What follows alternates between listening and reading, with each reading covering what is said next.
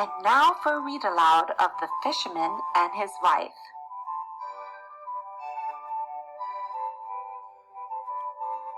Once there was a fisherman who lived with his wife in a little old run-down hut by the sea. Every day the fisherman went down to the sea to fish. One day, as the fisherman sat looking into the clear shining water, he felt a strong tug on his line. He pulled and pulled with all his might until at last out popped a large golden flounder. Then, all of a sudden, the fish spoke. "Please let me go," said the fish. "I am not an ordinary fish. I am an enchanted prince. Put me back in the water and let me live." "Swim away," said the fisherman. "I would not eat a fish that can talk." At the end of the day, the fisherman went back to his wife in the little old run-down hut. "Didn't you catch anything today?" she asked.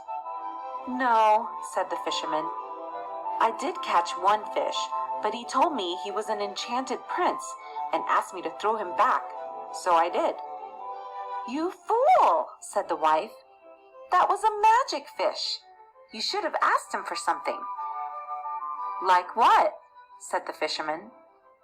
"Go back and ask him to change this dinky hut into a charming cottage." The fisherman did not want to go, but he did not want to argue with his wife either, so he made his way back to the sea. We are going to pause here, and on the next slide, you are going to summarize this beginning of this fable. I also failed to explain a summary is short, sweet, and to the point, so 3 to 5 sentences.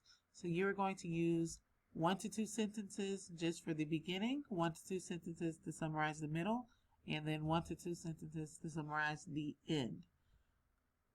In your summary for this beginning, be sure to include who are the characters, what is the setting, and what is the problem.